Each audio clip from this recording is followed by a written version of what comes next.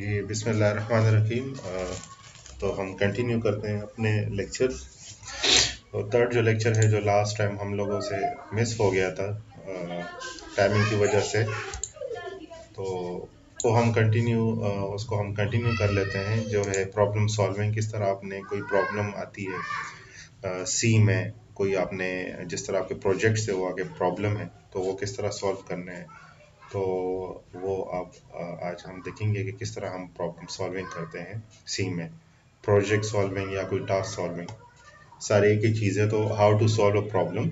तो पहला पॉइंट है, programming is a problem solving activity. Programming जो है, हम उसमें प्रॉब्लम सॉल्व करते हैं या कोई टास्क परफॉर्म करते हैं या कोई प्रोजेक्ट हम उसमें परफॉर्म करते हैं। If you are a good problem solver you could become a good programmer. ये हमने डिस्कस किया था कि अगर आप अच्छा प्रॉब्लम सॉल्वर हैं, आप प्रेशर या उस सिनारियो में अच्छा प्रेशर ले लेते हैं तो आप अच्छा प्रोग्रामर बन सकते हैं। जिस तरह मैंने प्रोजेक्ट दिया है, तो बहुत से स्टूडेंट इन प्रोजेक्ट से ऑलरेडी उन्होंने कह दिया कि हमसे नहीं होता। ऐसे बहुत से स्टूडेंट हैं, उन्होंने स्टार्ट में ही कह दिया था कि सर ये तो बहुत मुश्किल है, ये नहीं होता, तो वो डर गए शुरू में। तो उनको ज़िंदगी में कोई भी ऐसा प्रॉब्लम आप देंगे तो उन्होंने फिर यही कहना है कि सर हम ये नहीं कर सकते, हमें कुछ आता नहीं है। तो इसलिए अगर अच्छा प्रॉब्लम सॉल्वर है जो कि कहता है कि हाँ मैंने हर हाल में इसको करना है, मुश्किल है आसान है मैंने करना है, तो वो एक अच्छा प्रोग्रामर भी बन सकता है। क्योंकि अगर आप उसमें प्रैक्टिकल फील्ड में जाएंगे तो वहाँ तो आपको प्रॉब्लम के पैसे मिलेंगे। ठीक है, आप प्रॉब्लम सॉल्व करेंगे और डिफ़िकल्ट से डिफ़िकल्ट प्रॉब्लम आपको दिया जाएगा, तो वहाँ तो आपने ये नहीं कहना कि ये मुश्किल है। वो दूसरा वो जो है जिसको आप प्रोग्राम लिख रहे हो, कि अगर मुश्किल है ठीक है मैं किसी और को दे दूंगा, आप ना करें इसको। तो वहाँ तो ये एक्सक्यूजेस नहीं चलते हैं। ठीक है, प्रैक्टिकल लाइफ में आप उनको ये तो नहीं कह सकते जी हम आपको प्रोग्राम नहीं लिख सकते, हमारे पास कंप्यूटर नहीं है, या हम आपका प्रोग्राम नहीं लिख सकते, हमें सी नहीं आता। तो वो कहेगा जी अल्लाह हाफिज़, मैं किसी और बंदे को हायर कर लेता हूँ, आप जाए अपना काम करें। तो इस तरह के जो आप अजीब अजीब से एक्सक्यूज़ेस बनाते हैं कि मेरे पास पीसी नहीं है या मेरे पास इंटरनेट नहीं है या मुझे नहीं आता, ये बहुत ही लो लेवल एक्सक्यूज़ेस हैं। इसका मतलब ये है कि आप बिल्कुल सीखने ही नहीं चाह रहे और बिल्कुल आप इंटरेस्ट ही नहीं है आपका। तो जो सीखना चाहते हैं वो कंप्यूटर भी अरेंज कर देता है और वो सीख भी लेता है और वो खुद ही करता है। ठीक है, तो ये है। थर्ड पॉइंट है कि problem solving method are covered in many subject areas. ये मैंने कहा था कि हर एक सब्जेक्ट एरिया में एक खास मेथड यूज़ होता है। हम ये तीसरा मेथड जो है programmers use the software development method. जिस मेथड से सॉफ्टवेयर डेवलप होता है उसी से हम सी के प्रॉब्लम सॉल्व करेंगे। ठीक है, तो to solve a problem using a computer you need to think carefully about the problem and solution। ठीक है, तो पहले आपने क्या करना है कि आपने बड़े केयरफुली उसके प्रॉब्लम के बारे में सोचना है कि प्रॉब्लम क्या है। पहले अगर आपको यही पता ना हो कि मैंने करना क्या है या प्रॉब्लम क्या है, तो आप उसका सोल्यूशन भी नहीं निकाल सकते। आप मिसाल ले सकते हैं कि बहुत से स्टूडेंट ऐसे हैं कि उनको क्वेश्चन ही समझ नहीं आता। ठीक है, तो क्वेश्चन समझना भी आपके जो है स्किल्स में है। अगर आप क्वेश्चन को समझ लेते हैं तो इसका मतलब है कि आप सॉल्यूशन भी निकाल लेंगे। ठीक है, अगर आप प्रॉब्लम या क्वेश्चन को ही नहीं समझते तो फिर तो आप उसको अटेम्प्ट ही नहीं कर सकते। इसलिए बहुत से स्टूडेंट ऐसे भी होते हैं कि उनको पेपर में क्वेश्चन ही समझ नहीं आता, तो जब क्वेश्चन समझ नहीं आता तो आंसर ही गलत लिखते हैं, तो उस केस में उनको फिर 0 मार्क्स मिलते हैं। तो अगर आपने क्वेश्चन समझ लिया तो इसका मतलब है आपने आधा प्रोजेक्ट कर लिया है। मेरे ख्याल में तो ये इतना ज़रूरी है क्वेश्चन समझना। मैंने आपको जो प्रोजेक्ट्स दिए हैं, अगर आप उसको समझ ले कि उसमें आपने करना क्या है, तो आपने हाफ ऑफ द प्रोजेक्ट तो कर लिए। फिर उसका सोल्यूशन बनाना पड़ता है, तो सोल्यूशन बंदा बना लेता है। तो आपने किस तरह उसको सोचना है, तो पहले आप एनालाइज अ प्रॉब्लम। प्रॉब्लम को देखिए जी, प्रॉब्लम है क्या, ठीक है, किस बारे में है। फॉर एग्जांपल बहुत से लोगों को मैंने वॉवल्स या इस तरह का दिया है, तो वो देखेंगे जी कि अच्छा ये वॉवल्स के रिलेटेड है, फिर वो सोचेंगे अच्छा जी ये इसका काम सारा करेक्टर्स है। तो करेक्टर्स किस पे डिपेंड करता है, आज की वैल्यूज पे। तो आपने इसी तरह प्रॉब्लम को एनालाइज करना है कि ये किस टाइप का प्रॉब्लम है, किस कैटेगरी का है। ठीक है, आपसे मैं क्या कह रहा हूँ, कैलकुलेटर बनवा रहा हूँ तो कैलकुलेटर एक अलग डोमेन है। आपसे मैं अर्थमेटिक ऑपरेशंस करा रहा हूँ, ठीक है, तो वो एक अलग डोमेन है।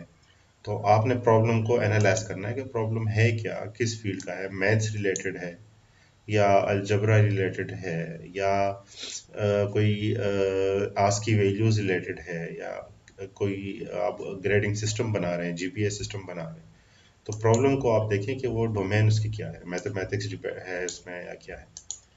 फिर आप देखें कि आपके जो दूसरा उसमें है कि उसमें आपका आपका उसमें रिक्वायरमेंट क्या है उस प्रॉब्लम की। फॉर एग्जांपल कोई लड़का कैलकुलेटर बना रहा है, तो कैलकुलेटर के क्या रिक्वायरमेंट्स है। रिक्वायरमेंट ये है कि उसमें एडिशन करना है, सब्ट्रैक्शन करना है। तो इस तरह आपने प्रॉब्लम को देखना है कि उसकी रिक्वायरमेंट्स क्या है। ठीक है, तो फिर उसके बाद अगर आप प्रॉब्लम को समझ लें तो फिर आप इस पोजीशन में आप आ जाएं कि आप एल्गोरिथम लिख लें।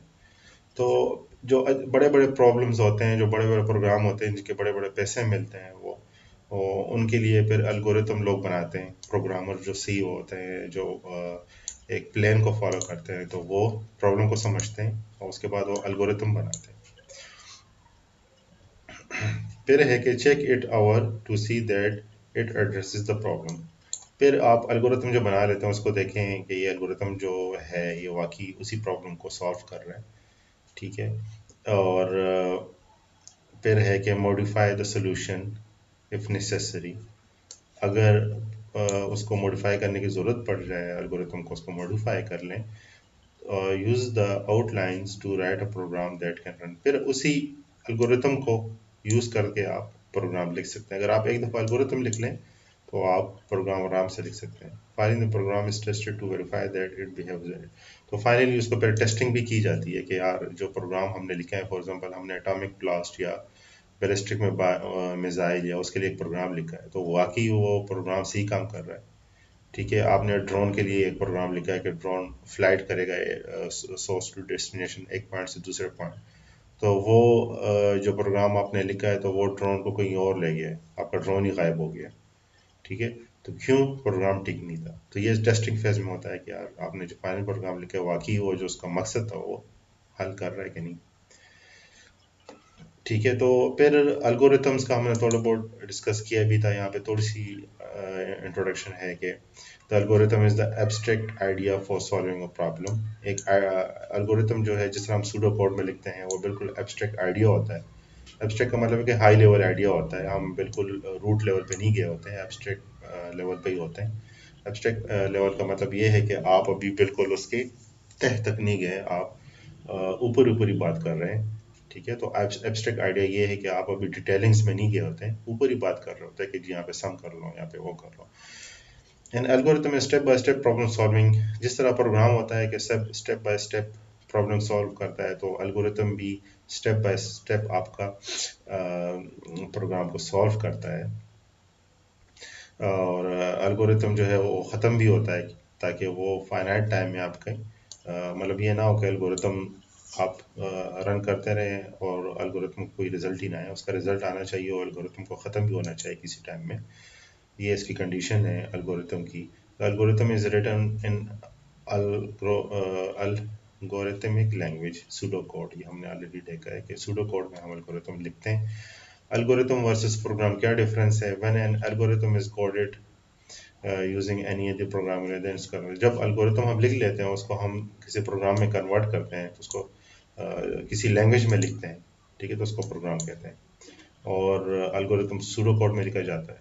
तो एल्गोरिथम प्रोग्राम नहीं होता जिसको हम अगर सूडो कोड या एल्गोरिथम को हम किसी प्रोग्रामिंग लैंग्वेज में लिखते हैं तो वो प्रोग्राम बन जाता है।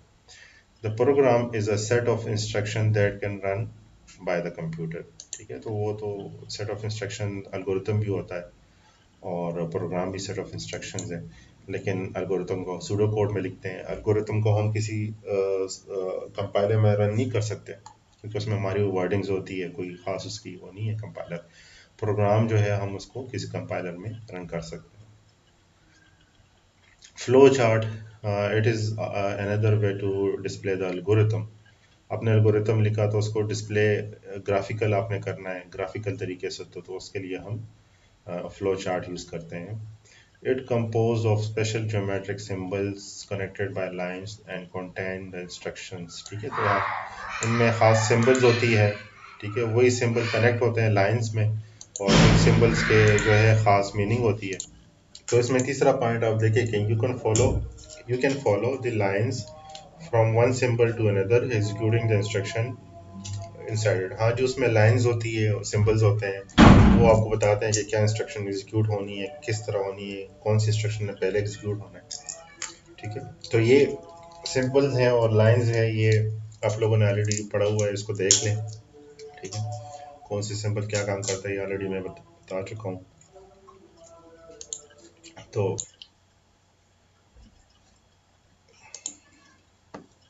जी, यहाँ पर हम देख सकते हैं programming is the process of problem solving. बिल्कुल जी, ये तो हमने पढ़ लिया है। The problem is solve according to the problem domain. हाँ जी, जिस तरह का प्रॉब्लम होगा उसी तरह आपने सॉल्व करना है। फॉर एग्जांपल अगर स्टूडेंट रिलेटेड है, मार्क्स का प्रोग्राम है, तो आपने उस तरह करना है। कैलकुलेटर बनाना है तो उसमें उसकी डोमेन मैथमेटिक्स है। मनी है तो उसमें प्रॉफिट लॉस आ जाएगा, प्रॉफिट लॉस के जो है फार्मूले लग जाएंगे। तो डोमेन प्रॉब्लम का ज़रूरी होता है समझना है कि किस डोमेन का प्रॉब्लम है। To be a good programmer solver has a good programmer, ये तो आपको बिल्कुल पता है। ये वही स्टेप्स है, दोबारा अब इनको हम पढ़ेंगे वन बाय वन के one problem solving technique to solve a problem includes. ठीक है, जो सॉफ्टवेयर डेवलपमेंट मेथड है वो ये है कि उसमें पहले आपने एनालाइजिंग करनी है, प्रॉब्लम को समझना है और आउटलाइन द प्रॉब्लम रिक्वायरमेंट्स, और प्रॉब्लम की रिक्वायरमेंट्स क्या है वो आपने समझनी है। कि फॉर एग्जांपल अगर कैलकुलेटर है तो उसके लिए आपको अर्थमेटिक ऑपरेशंस चाहिए। ठीक है, और कैलकुलेटर का जो प्रॉब्लम है वो मैथ्स के रिलेटेड है, तो आपने उस प्रॉब्लम को समझना है। अगर इतना आप समझ लें तो बाकी एडिशन और सब्ट्रैक्शन लगाना कोई इतनी बड़ी डील नहीं है। फिर दूसरा स्टेप है डिज़ाइनिंग स्टेप्स। ठीक है, डिज़ाइनिंग करनी है तो वो एल्गोरिथम उसको कहते हैं। फिर इम्प्लीमेंटेशन को मतलब एल्गोरिथम को आपने लैंग्वेज में लिखना है, सी लैंग्वेज में या किसी और लैंग्वेज में। और फिर मेंटेनिंग का ये है कि आपने प्रोग्राम कर लिया, सब कुछ कर लिया है, तो हो सकता है फ्यूचर में आपको उसको कोई मॉडिफाइंग ज़रूरत हो। ठीक है, अपडेट की ज़रूरत हो, जिस तरह आपकी अपडेट्स आती है एंड्रॉयड की, विंडोज़ की अपडेट्स आती है, तो एक मेंटेनिंग मैकेनिज्म भी होना चाहिए आपका प्रोग्राम का। ऐसा ना हो कि आप 10 साल पुराना प्रोग्राम चला रहे हो, जो कि 10 साल पुराना कैलकुलेटर चला रहे हो, तो वो कैलकुलेटर आपके प्रेजेंट जो है नीड्स के मुताबिक हो ही ना। तो आपने एक जो है सॉफ्टवेयर या प्रोग्राम उसमें अपडेट्स भी करनी है। तो पहले आपने जो पहला स्टेप है प्रॉब्लम एनालाइजिंग। ठीक है, प्रॉब्लम को देखना, उसको प्रॉब्लम क्या है। तो उसमें पहला स्टेप है thoroughly अंडरस्टैंड द प्रॉब्लम। बिल्कुल प्रॉब्लम को अंडरस्टैंड करना सबसे ज़रूरी है। जिस तरह मैंने आपसे कहा कि क्वेश्चन को अगर आप अंडरस्टैंड कर ले तो आधा क्वेश्चन, आधे मार्क्स आप तकरीबन ले लेते हैं अगर आप सब क्वेश्चन को अंडरस्टैंड कर ले। दूसरा है अंडरस्टैंड द प्रॉब्लम स्पेसिफिकेशन, मतलब उसकी स्पेसिफिकेशन क्या होगी ये समझना बहुत ज़रूरी है। फॉर एग्जांपल आप कैलकुलेटर बना रहे हैं तो उसमें आपको कौन कौन से फंक्शन डालने हैं, क्या डालने हैं, उसका फार्मूला क्या है, तो ये स्पेसिफिकेशंस है। ठीक है, क्या फार्मूला होंगे, क्या प्रोसेसिंग होगी, इनपुट आउटपुट क्या होगा, तो ये स्पेसिफिकेशन है। अगर प्रॉब्लम का ये आप समझ लें तो आपको प्रॉब्लम और भी आसान हो जाएगा। तीसरा उसमें है स्टेप प्रॉब्लम एनालाइजिंग में कि अगर प्रॉब्लम कम्प्लेक्स है यू नीड टू डिवाइड। हाँ जी, अगर प्रॉब्लम बहुत ही कम्प्लेक्स है तो आपको उन प्रॉब्लम को छोटे छोटे सब प्रॉब्लम्स में डिवाइड करना है। और तो और फिर उन छोटे छोटे प्रॉब्लम्स पे आपने स्टेप वन और स्टेप टू अप्लाई करना है कि आपने उसको छोटे प्रॉब्लम्स को समझना है और छोटे प्रॉब्लम्स की फिर क्या स्पेसिफिकेशन है, तो इस तरह भी आप अपने बड़े प्रॉब्लम को सॉल्व कर सकते हैं। दूसरा स्टेप है कि analysing algorithm design and testing, ये हमारा दूसरा स्टेप है। तो इसमें क्या है कि design an algorithm for the problem. ठीक है, एल्गोरिथम डिज़ाइन करें उसके लिए। If the problem is divided into smaller sub problems then design algorithm for each sub problem. अगर आपने एक प्रॉब्लम को छोटे प्रॉब्लम्स में डिवाइड किया है तो फिर हर एक छोटे प्रॉब्लम के लिए एल्गोरिथम बनाएं। How to write an algorithm? Algorithm is a sequence of statement to perform some operations. ठीक है, you can write algorithm with the following layout: algorithm name, ठीक है। स्टेटमेंट ऑफ द एल्गोरिथम मतलब उसके अंदर क्या हो रहा है, और एंड एल्गोरिथम को एंड भी करना है तो फिर एल्गोरिथम है। ये सूडो कोड का थोड़ा बहुत बताया हुआ है कि एल्गोरिथम को स्टार्ट भी करें एंड भी करें, उसके दरमियान स्टेटमेंट्स भी डालें जो खास टास्क परफॉर्म करें। The algorithm will consist at least the following tasks, ठीक है। तो ये कम से कम ये तीन जो है होने चाहिए आपको एल्गोरिथम में, कि उनमें कुछ इनपुट आए जिसको हम स्कैनफ कहते हैं, प्रोसेसिंग हो मतलब एडिशन सब्ट्रैक्शन इस तरह की, और आउटपुट भी है डिस्प्ले प्रिंट आउट। ये तीन स्टेप्स तो कम से कम आपके एल्गोरिथम में हो, मस्ट। फिर टेस्टिंग द एल्गोरिथम, उस एल्गोरिथम को आप चेक करें कि ये ठीक है कि नहीं, और उस एल्गोरिथम को कोई डेटा लेके, सैम्पल डेटा लेके उसको एग्जीक्यूट करें। फॉर एग्जांपल अगर कैलकुलेटर है तो उसमें दो वैल्यूज दें और देखें एल्गोरिथम एडिशन या सब्ट्रैक्शन ठीक कर रहा है क्या गलत कर रहा है। तो ये है। फिर कोडिंग है, तो इसमें कोई बड़ी साइंस नहीं है। जब आपके पास एल्गोरिथम आ जाता है तो आप उसको आराम से कोडिंग कर सकते हैं। After verifying the algorithm is correct, you can code it in high level programming language. The algorithm is now converted into C program, ठीक है। तो आप उसको सी प्रोग्राम में कन्वर्ट कर सकते हैं। और फिर आखिर में आखिरी स्टेप है कि कंपाइल करें प्रोग्राम को, सिंटैक्स एरर देखें, लॉजिकल एरर्स देखें, run the program. If the execution doesn't go well, then re-examine the code, the algorithm, or even the problem analysis. अगर आपके उसमें मसला आ रहा है, प्रोग्राम का आउटपुट ठीक नहीं आ रहा, तो आप प्रोग्राम को भी देखें। अगर प्रोग्राम ठीक है एल्गोरिथम को देखें, अगर एल्गोरिथम को भी ठीक है तो प्रॉब्लम एनालिसिस से दोबारा स्टार्ट करें। तो I hope you understand what are the steps for problem solving. तो अगर आपको पेपर में क्वेश्चन दे के व्हाट इज प्रॉब्लम सॉल्विंग और what are the main steps of the problem solving, इसको ज़रा हम थोड़ा सा चेंज करते हैं, इसको टेस्टिंग कर सकते हैं। टेस्टिंग स्लैश मेंटेनेंस, ठीक है। आपने टेस्ट भी करना है और मेंटेन तो करना है, ये तो अच्छी बात है। तो आप फाइनली उसको टेस्ट करें, ठीक है। तो ये अगर मैं आपसे पूछूं तो what are the main steps, तो आप ये स्टेप्स बयान कर देंगे और आप ये भी बताएंगे कि हम सॉफ्टवेयर डेवलपमेंट मेथड हम यूज़ करते हैं।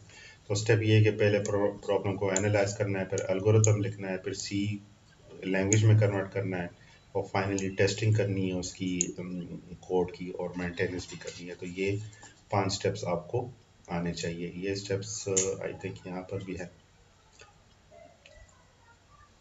ये जी टेस्टेड, ठीक है। तो ये 5 स्टेप्स आपको आने चाहिए। फिर आपसे ये भी पूछा जा सकता है कि हर एक स्टेप में क्या होता है, तो आपको पता होना चाहिए कि एनालिसिस में क्या होता है, ठीक है। एनालाइजिंग में ये फर्दर हम ये 3 स्टेप्स हैं। एल्गोरिथम किस तरह हम डिज़ाइन करते हैं, ठीक है, और सूडो कोड में उसको लिखते हैं। फिर एल्गोरिथम में ये 3 ज़रूर होने चाहिए, कम से कम ये 3, इससे ज़्यादा भी हो।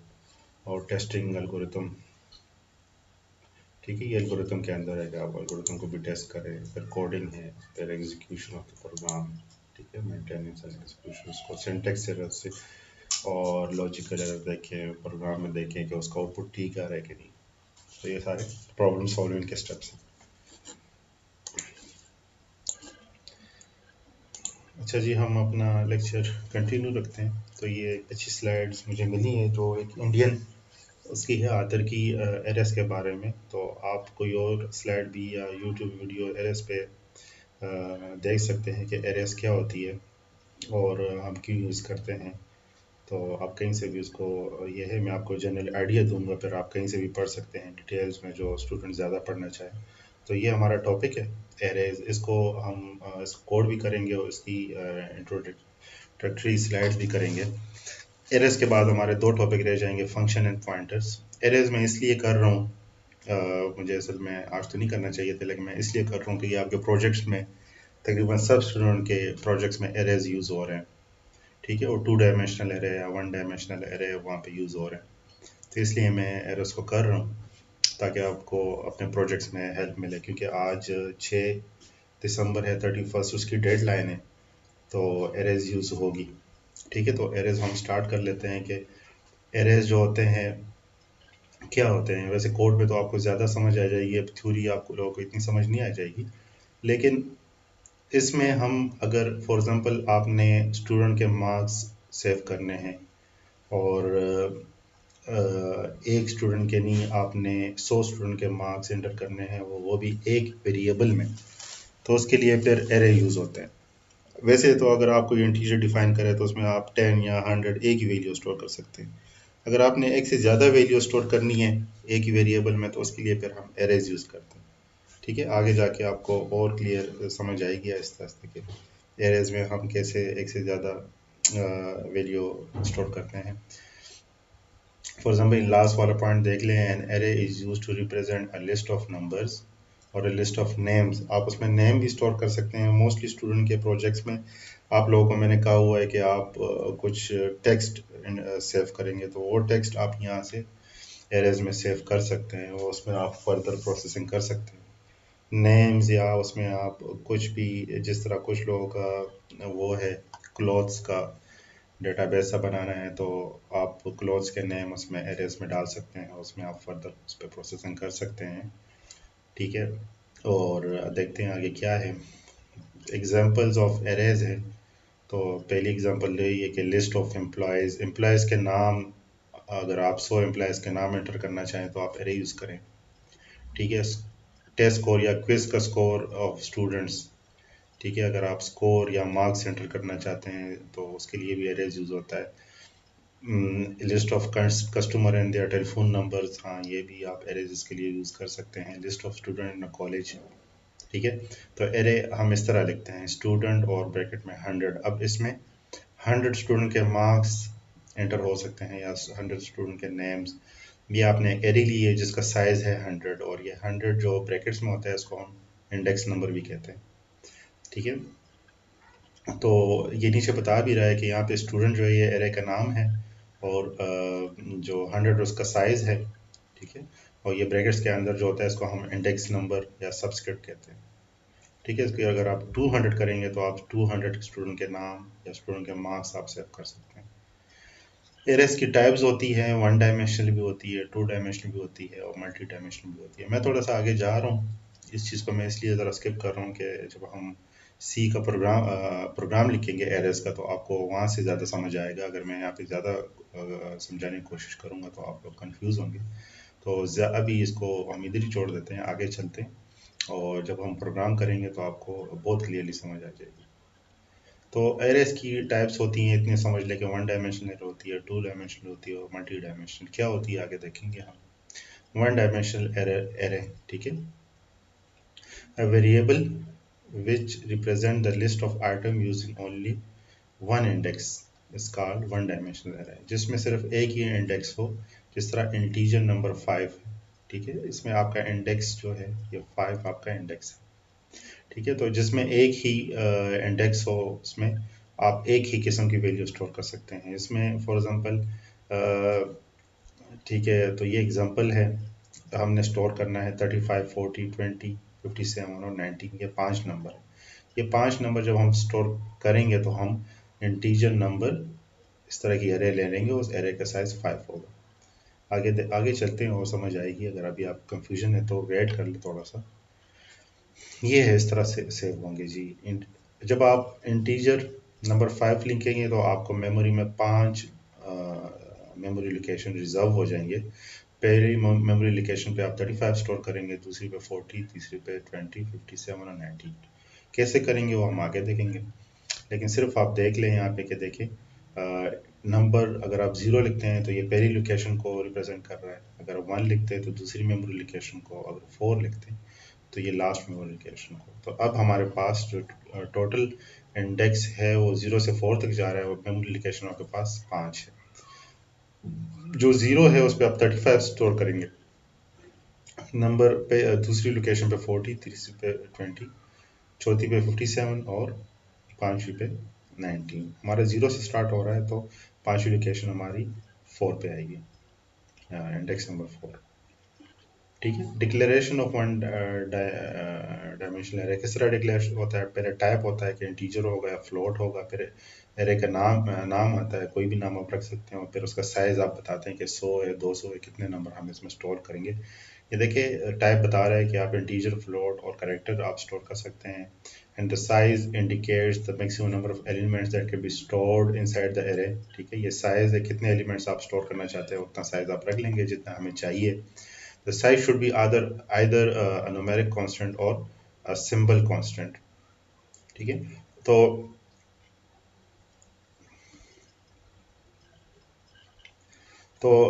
आपके जो साइज है मेमोरी का वो ये बता रहा है कि आप लोग इसको एक कांस्टेंट भी ले सकते हैं 100, या आप इसमें कोई सिंबल भी ले सकते हैं। फॉर एग्जांपल आप इसमें इंटीजर आई आपने डिफाइन किया तो आप यहाँ पे आई भी लिख सकते हैं। ठीक है, वो कैसे हम करेंगे वो आपको बाद में हम बता देंगे आगे जाके। ये देखिए जी, एग्जाम्पल है तो इस तरह लिखते हैं इंटीजर। टाइप है कि हम इसमें एरे में इंटीजर वैल्यू स्टोर करेंगे, और ग्रुप उसका नाम है, और 10 वैल्यू हम स्टोर करेंगे।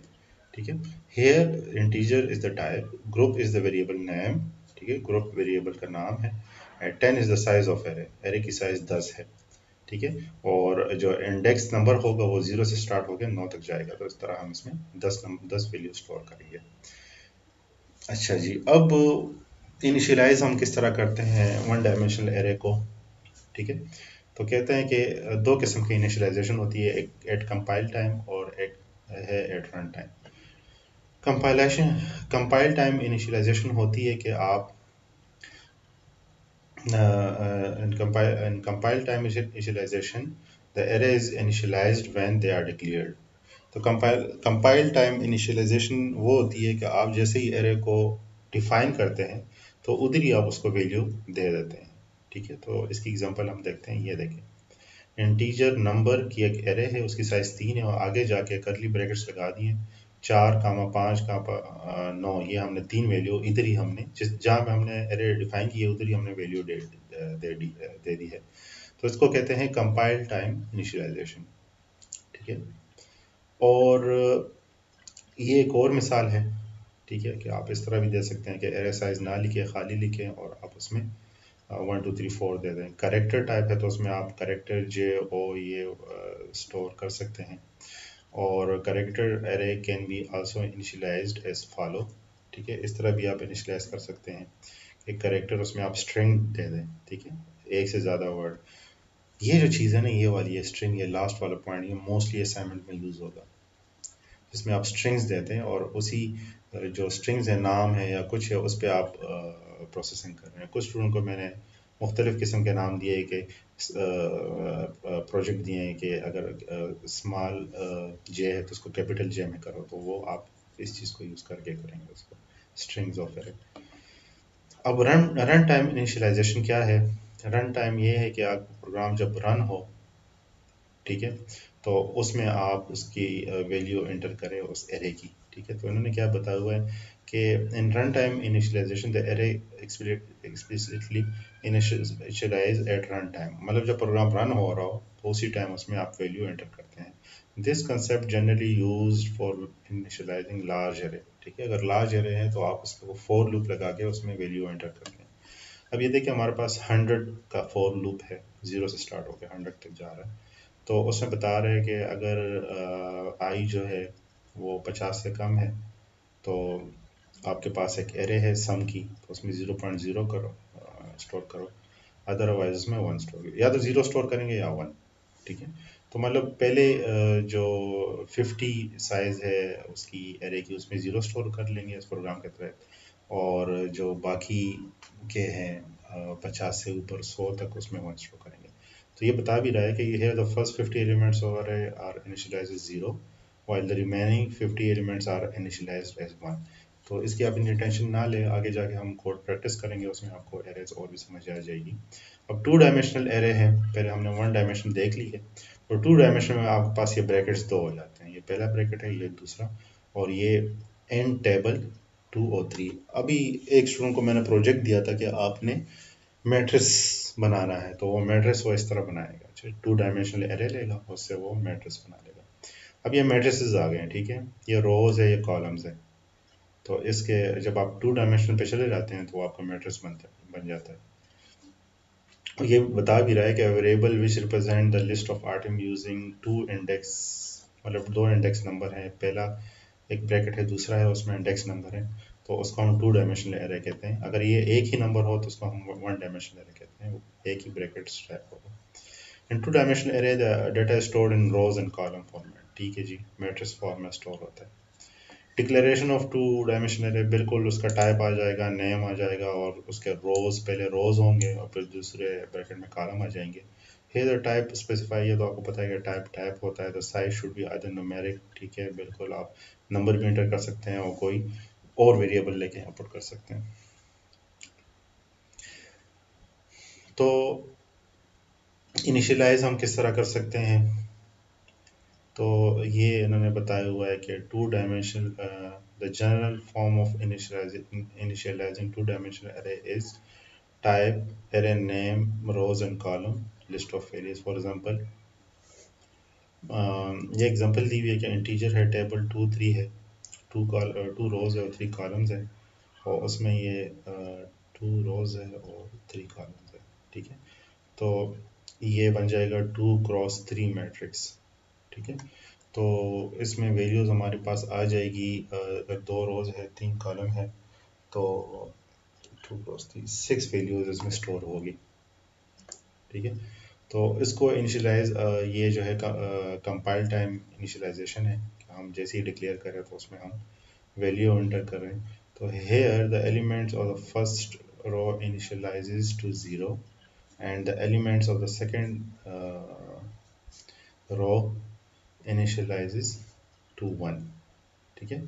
The above statement can be written as, ऐसा इसमें मुझे थोड़ी सी गलती लग रही थी, ये बहुत ठीक लिखा हुआ है, इसमें आपको ये ब्रैकेट्स डालने होते हैं ताकि उनको पता लग जाए उसको, बल्कि दोनों ठीक है, वो कह रहा है कि ये वाला भी चलता है, ये वाला भी चलता है, तो ये मुझे ज़्यादा अच्छा लगता है कि इसमें आप उसको बता रहे हैं कि जी पहले रो में तीन नंबर, ठीक है, और दूसरे रो में तीन नंबर, रो हमारे पास दो है और कॉलम ये एक दो तीन ये कॉलम बन गया और एक दो तीन ये column. Two dimensional array the row size can B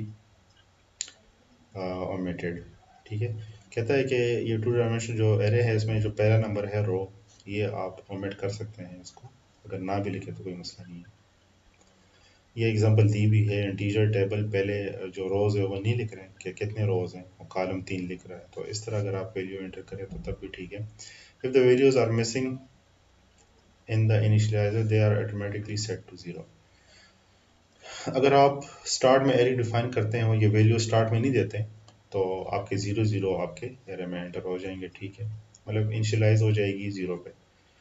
और एक और एग्जांपल है कि here the first row initializes to 1 1 2 and the second row, ठीक है। अब हमने ये लिखा है ना, तो अब इसको एक रो में तीन कॉलम चाहिए, तो इसने पहले रो में तो ये वैल्यू डाल ली है, दूसरे रो में हमने कोई वैल्यू नहीं एंटर की, तो उसमें ये ऑटोमेटिकली खुद ही जीरो जीरो पुट कर लेगा, ठीक है। इसको हम करेंगे बाकायदा, आपको तब समझ आएगी। Two dimensional arrays the data stored in rows and column format, ठीक है, ये तो हमें पता है कि रोज और कॉलम फॉर्मेट में स्टोर होता है। फॉर एग्जांपल आप एक ये दो डायमेंशनल एरे लेते हो और इसमें 1 2 3 4 5 6 लिखते हो आगे, तो ये आगे खुद ही उसको एडजस्ट कर लेगा। जो मैट्रिसेस आपने किए हुए हैं उसमें पोजीशंस होते हैं, तो जीरो जीरो पोजीशन में वन स्टोर करेगा, जीरो वन में टू, ये ऑटोमेटिकली करेगा, जीरो टू में ये, वन जीरो में ये, और वन वन में ये, और वन टू में ये। अगर आप मैट्रिक्स की डायमेंशन चेंज करेंगे तो ये वैल्यूज भी उसी तरह उन्हीं मेमोरी लोकेशन में स्टोर होगी, ठीक है। ठीक है जी, तो अब आप जो है ना मल्टी डायमेंशनल एरेज में जा सकते हैं कि दो से ज़्यादा आप डायमेंशंस के रखें तो वो कर सकते हैं, लेकिन जितनी डायमेंशन ज़्यादा रखेंगे इतनी मुश्किल ज़्यादा पड़ेगी। अब ये जो है ना एन डायमेंशनल एरे है, ठीक है, तो इसमें जो सबस्क्रिप्ट नंबर है वो भी दो से ज़्यादा है, ठीक है, S1 S2 ये सबस्क्रिप्ट नंबर है, तो मल्टी डायमेंशन 3 4 डायमेंशन पे आप जा सकते हैं। अब ये जो पहली एग्जांपल है ये थ्री डायमेंशनल एरे है, ये जो दूसरी एग्जांपल है फ्लोट टाइप की, ये एक दो तीन चार चार डायमेंशनल एरे है। Application of array using pointer for accessing arrays, passing arrays as function parameter, arrays as member of structure, using structure type data array element, ठीक है। ये कुछ इसकी एप्लीकेशन है, मोस्टली आपको तो अभी समझ नहीं आएगी, लेकिन ये बस कहना ये चाह रहा है कि स्ट्रक्चर्स में जब आपके स्ट्रक्चर्स आ जाते हैं तो आपके एरेज बहुत ज़्यादा काम आते हैं। और जब आप करेक्टर्स के साथ खेलते हैं, ABC, जिस तरह के मैंने बहुत से प्रोजेक्ट दिए हुए हैं, तो उसमें आप करेक्टर के साथ खेलते हैं तो उस टाइम आपको एरेज की ज़रूरत पड़ती है, ठीक है। और पॉइंटर्स में आपको इसकी ज़रूरत पड़ती है। और आप अगर डेटा को ख़ास मैट्रिसेस बनाना चाहें तो वहाँ पे आपको एरेज की ज़रूरत पड़ती है, ठीक है। तो ये एरेज की बहुत बेसिक इंट्रोडक्शन है। अभी मैं एक दो प्रोग्राम चलाऊंगा एरेज के, तो आपको होपफुली इसकी और भी अंडरस्टैंडिंग आएगी। फर्दर आपने यूट्यूब और नेट से प्रोग्राम उठाने हैं, उनको समझना है, तो तभी आप लोग अपना प्रोजेक्ट कर सकते हैं। जो स्टूडेंट मुझे अभी प्रोजेक्ट भेज रहे हैं तो उसका मतलब है उनको प्रोजेक्ट बिल्कुल नहीं किया, और ना तो उनको अपना प्रोजेक्ट समझ आया, तो उनको ज़ीरो मार्क्स मिलेंगे। तो जहन में ये चीज़ें रख ले, काम करना है तो मार्क्स मिलेंगे, अदरवाइज़ नहीं मिलेंगे। तो चीज़ों को सीरियस लें।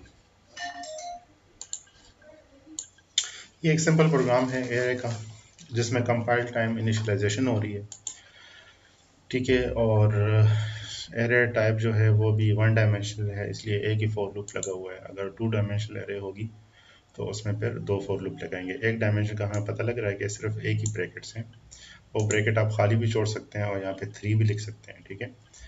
तो वैल्यू इसमें स्टोर हो रही है 2, 3, 4। इसमें हम कंपाइल, इसको कंपाइल टाइम इनिशियलाइजेशन कहते हैं कि आप जैसे ही एरे को डिक्लेयर करते हैं और उसी टाइप आप उसमें वैल्यू स्टोर करें तो उसको कंपाइल टाइम एरे इनिशियलाइजेशन कहते हैं। ये एरे है, इसके साथ ये स्क्वायर ब्रैकेट्स हैं। तो ये तो हमने वैल्यू इसमें स्टोर कर ली। अगर इन वैल्यू को आपने दोबारा प्रिंट करना है तो उसके लिए आप एक फॉर लूप लगाएंगे। तो ये प्रोग्राम है, ठीक है। तो इसमें आप पहले ही उसमें एरे में वैल्यू स्टोर कर रहे हैं और उसी को फिर आप प्रिंट करा रहे हैं स्क्रीन में। तो उसका तरीका ये है कि अगर कंपाइल टाइम एरे इनिशियलाइज, आप कंपाइल इस स्टार्ट ही में एरे में वैल्यू एंटर करना चाहते हैं जहाँ पे अगर एरे डिक्लेयर हो रही है, तो उसका तरीका ये है कि आप उसके सामने इक्वल लगाएंगे और कर्ली ब्रैकेट्स लगा के उसकी 3 वैल्यू डाल देंगे। आप 4 भी डाल सकते हैं, लेकिन यहाँ पे फिर आपने ख्याल रखना है। फॉर एग्जांपल आप 4 वैल्यू डालना चाहें, आगे जाकर 10 कर देता हूँ, ठीक है। एक और वैल्यू डालिए, तो अब ये हो गई है 1, 2, 3, 4। और फिर आप फोर लूप लगा के उन्हीं वैल्यू को प्रिंट करेंगे, क्योंकि वैल्यूज उसमें इसमें इंडेक्स चलेगा, ठीक है। तो उसके लिए आपको फिर फोर लूप में ख्याल करना होगा कि फोर लूप कितना चल रहा है। तो 0 से लेस देन 3, तो ये 0 के लिए चलेगा, 1 के लिए चलेगा और 2, ठीक है, लेस देन 3 तक चलेगा। तो इसको हम लेस देन इक्वल कर लेंगे, तो अब ये लूप 4 दफ़ा चलेगा। तो मेरे पास जो आउटपुट आएगी वो आएगी 2, 3, 4 एंड 10, क्योंकि हम यहाँ पे एरे को प्रिंट करा रहे हैं। तो %d एरे और आई, ये आई हमें फॉर लूप से आएगा। तो इसको हम रन करते हैं। अब देखो मेरे पास 4 वैल्यू हो गई है। अगर मैं 5 करना चाहूँ तो मैं यहाँ पे 15 डाल लेता हूँ, एक पाँचवीं वैल्यू। और लेकिन लूप को फिर मैं क्या करूँगा, लेस देन इक्वल टू 4 करूँगा। अब लूप चलेगा 0 से 4 तक। तो अब इधर रख देते हैं, तो अब हमारे पास 5 वैल्यू आ रही है, ठीक है। तो ये इसकी प्रिंटिंग एरे की वैल्यू स्टोर भी हो रही है लाइन नंबर 6 में, और प्रिंट भी हो रही है लाइन नंबर 5 में। फॉर लूप हमें इसलिए चाहिए क्योंकि इस वेरिएबल में 5 वैल्यू स्टोर है, तो हम एक एक वैल्यू को प्रिंट करते हैं, ठीक है। पहले जब आई 0 होगा तो यहाँ पे इंडेक्स नंबर 0 होगा, तो index number 0 array index number 0 पे 2 स्टोर होगा, ठीक है। फिर आई 1 हो जाएगा तो इंडेक्स नंबर 1 पे एरे के 3 स्टोर होगा। इस तरह ये मेमोरी लोकेशन में ये 5 वैल्यू स्टोर होती है, ठीक है। तो इसके लिए अगर हम मैं आपको पेंट में थोड़ा सा दिखा दूँ, हमारे पास 5 वैल्यू है, तो ये इस तरह से स्टोर होगी। ए डबल आर है एरे का नाम, ठीक है। एरे पोजीशन 1 पे कौन सी वैल्यू स्टोर होगी, 2, ठीक है। एरे एरे का नाम है 2, पोजीशन कौन सी वैल्यू स्टोर होगी, 3 array r square brackets position number या इंडेक्स नंबर 3, इसको इंडेक्स नंबर कहते हैं, 4 स्टोर होगा एंड सो ऑन। ठीक है, तो ये 1 2 3 हमें कहाँ से मिलता है? यहाँ पे मैंने थोड़ी सी गलती कर ली है, इंडेक्स नंबर 0 से स्टार्ट होता है जी, 0। ठीक है, और ये हो जाएगा 1 और ये हो जाएगा 2। आप सही है। ठीक है, तो ये हमारे पास इंडेक्स नंबर है 0 1 2।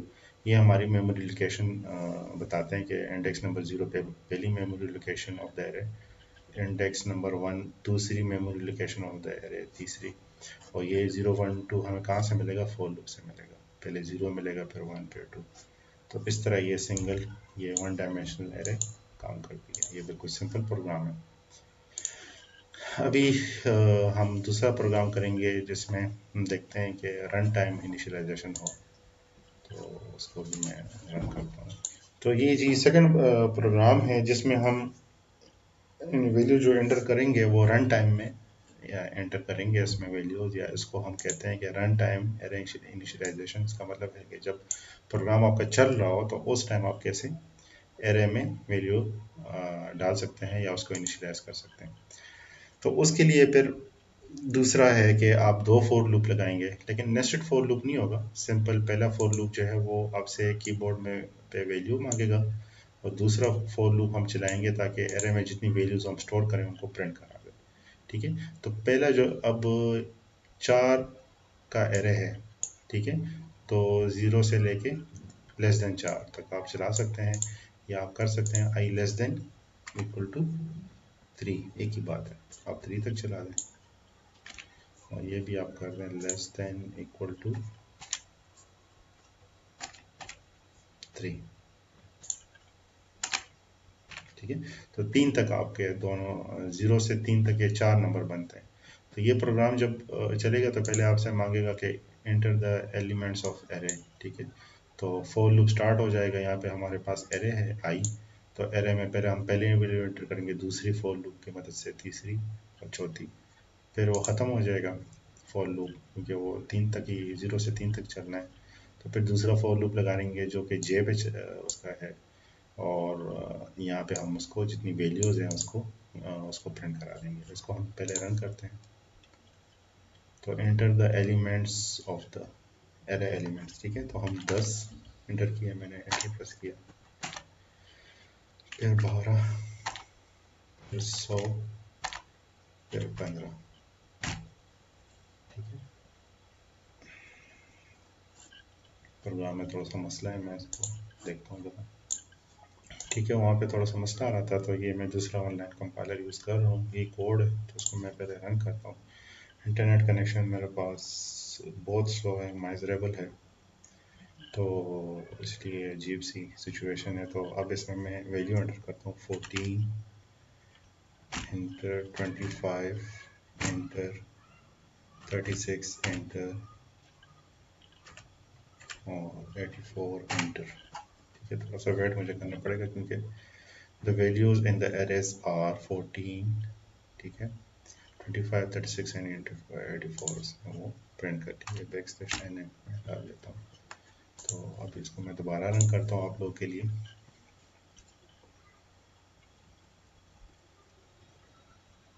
ठीक है, एलिमेंट्स ऑफ द एरे तो 10 25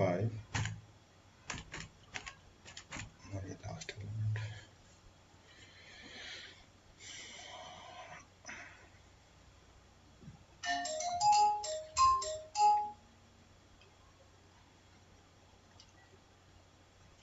ठीक है, तो इसके बाद मैं एंटर प्रेस करता हूँ।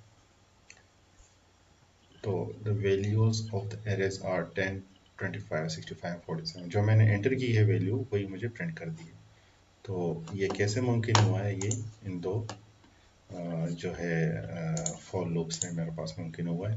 पहले फॉर लूप हमें 4 वैल्यू लेता है जो कि वो स्टोर करता है एक एरे में, इंटीजर टाइप एरे, और दूसरा फॉर लूप हमें एरे से वैल्यू निकाल के प्रिंट करता है। तो ये आप अपने कंपाइलर पे कर सकते हैं ईजिली। ठीक है, तो ये हमारे पास दूसरा सिंपल प्रोग्राम था कि हम रन टाइम में अगर एरे में वैल्यू डालना चाहे तो हम फॉर लूप लगा के स्कैनफ से आप वैल्यूज एंटर कर सकते हैं उसमें। जी, ये लास्ट एक टू डायमेंशनल एरे की अब हम बात करते हैं। अगर एक डायमेंशनल एरे हो तो हमें एक फॉर लूप की ज़रूरत पड़ती है। अगर टू डायमेंशनल एरे है तो हमें फिर दो फॉर लूप्स डेटा एंटर करने के लिए लगाएंगे और दो फॉर लूप पर और वही उसकी आउटपुट लेने के लिए हम फिर दो फॉर लूप्स लगाएंगे। ठीक है, तो पहले अगर आप प्रोग्राम देखें तो हमने उसको एक एरे डिफाइन की है टू डायमेंशनल 3x4 मैट्रिक्स की। ठीक है, तो इसमें आपका जो पहला फॉर लूप है वो 3 तक चलेगा, लेस देन इक्वल टू 0 से स्टार्ट होगा तो लेस देन इक्वल टू 2 कर लें आप, लेस देन इक्वल टू 2। तो ये फॉर लूप 3 दफ़ा चलेगा, आई से स्टार्ट हो गया 2 तक चलेगा तो 3 दफ़ा चलेगा। दूसरा फॉर लूप हम ज़रा दूसरा भी 3 रख लेते हैं ताकि चलो हमें 4 ही ठीक है। तो दूसरा आप 0 से लगा के इक्वल टू 3 तक चला रहे हैं और यही चीज़ जो है ना लेस देन इक्वल टू 2 आप नीचे भी यूज़ कर ले, क्योंकि आपने ये एरर को दोबारा प्रिंट करना है। तो आप लेस देन 3 भी कर सकते हैं या लेस देन इक्वल टू 2 भी कर सकते हैं, दोनों ठीक है। मुझे तो ये वाला ज़रा ज़्यादा आसान लगता है तो इसको मैं लेस देन इक्वल टू कर लेता हूँ। तो अभी आप देख लें, पहले स्कैनफ है, एरे के एरे में दो किस्म के वेरिएबल यूज़ होंगे, आई और जे। ठीक है, तो आई जे इंटीजर हमने लिए और के भी लिया है। के हम किस लिए यूज़ कर रहे हैं या नहीं कर रहे हैं, के आई जे के हम यूज़ ही नहीं कर रहे हैं। ठीक है, उसको हम हटा भी सकते हैं लेकिन फिलहाल इसको छोड़।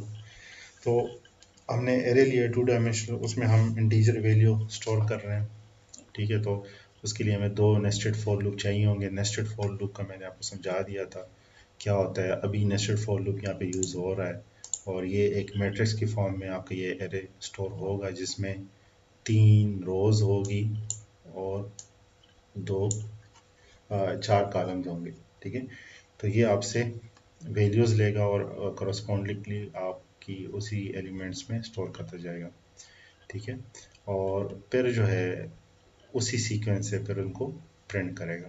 ठीक है, तो इसकी मैं आपको मिसाल फिर और भी दूंगा, पहले इसको रन करते हैं। अगर यहाँ पर रन हो जाता है क्योंकि नेटवर्क स्लो ठीक है, अदरवाइज फिर हम इसको दूसरे कंपाइलर पर रन करेंगे। ठीक है, यहाँ पर नहीं चल रहा, ये वही कोड है, मैं दूसरे कंपाइलर ऑनलाइन कंपाइलर में इसको लिया हूँ। यहाँ पे हम देखेंगे कि ये रन होता है कि नहीं। तो ये हमसे वैल्यू लेगा। ठीक है, तो अब हम इसके एलिमेंट्स एंटर करेंगे तो टोटल एलिमेंट्स इसके बनेंगे। अगर 3 रोज़ है और 4 कॉलम है, ठीक है, तो ये 12 एलिमेंट्स हम एंटर करेंगे, 12 नंबर। ठीक है, 14 एंटर करता हूँ मैं।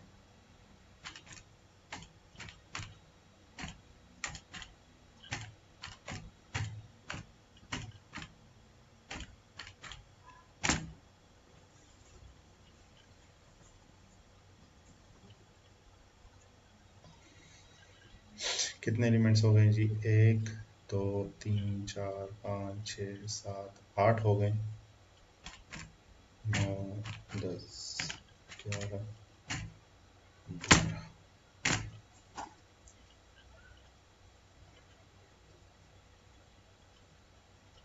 ठीक है, तो 12 मैंने एलिमेंट्स एंटर किए और उसने वही एलिमेंट्स फिर दोबारा एक अजीब सी शेप में प्रिंट कर दिए हैं। आप थोड़ा सा इंटेलिजेंस यूज़ करके आप इसको आराम से मैट्रिक्स फॉर्म में डिस्प्ले कर सकते हो।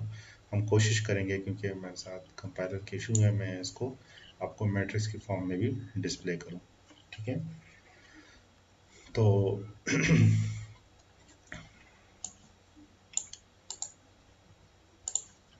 इसमें हम थोड़ी सी सेटिंग कर लेंगे। ठीक है, बल्कि मैं उसका तैयार प्रोग्राम ले लूँगा और आप लोगों को कि किस तरह हम टू डायमेंशनल एरे से मैट्रिक्स बना सकते हैं वो उस फॉर्म में चले जाएगा। तो इसको तो सिर्फ आप इतना ही समझ लें कि दो फॉर लूप हमें चाहेंगे टू डायमेंशनल एरेज के लिए, एंट्री के लिए और आउटपुट के लिए। अभी हम जाके इसे मैट्रिक्स फॉर्म में करते हैं तो वो हमें फिर ज़्यादा सूट होगा, हमारा आखिरी प्रोग्राम होगा आज का। मेरे ख्याल में हम इसको इधर ही ख़त्म करते हैं मैं आप लोगों को कुछ ये जो कोड्स हैं ये सेंड करता हूँ, आप इसको रन करें। और हमारी जो नेक्स्ट होगी क्लास, तो उसमें मैं एरेस के कुछ और जो है प्रोग्राम्स वो आपसे करवाऊँगा। ठीक है, तो आप लोगों को वो और भी फिर उससे समझ आ जाएगी। तो हम इधर इसको कंक्लूड करते हैं, फर्दर हम इसको कंटिन्यू रखेंगे एरेस को, और एरेज में हम स्ट्रिंग्स और मैट्रिसेस ये बनाना हम सीखेंगे। ठीक है जी, और 2 डायमेंशनल एरे को हम दोबारा भी करेंगे। तो थैंक यू, अल्लाह हाफिज़।